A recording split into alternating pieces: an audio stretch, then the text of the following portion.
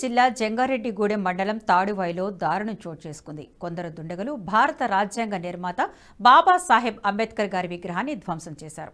స్థానిక వాసవి కన్యకా పరమేశ్వరి ఆలయ సమీపంలో ఉన్న అంబేద్కర్ విగ్రహాన్ని గుర్తు తెలియని దుండగులు గత రాత్రి ధ్వంసం చేశారు.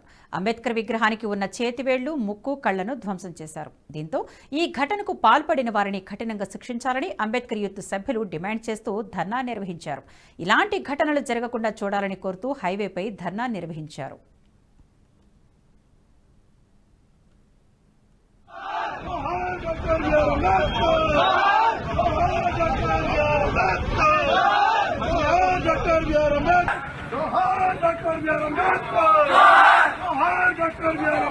ఈ వీడియో మీకు నచ్చినట్టయితే లైక్ చేయండి, 10 మందికి షేర్ చేయండి. అలాగే కామెంట్ల రూపంలో మీ అభిప్రాయాలను మాతో పంచుకోండి. Nationalist hub group of channels ను సబ్స్క్రైబ్ చేసుకుని తెలుగునాట జాతీయవాద జర్నలిజాన్ని ప్రోత్సహించండి. ఈ వీడియో కింద ఉన్న బెల్ ఐకాన్ పై క్లిక్ చేయడం మర్చిపోవద్దు.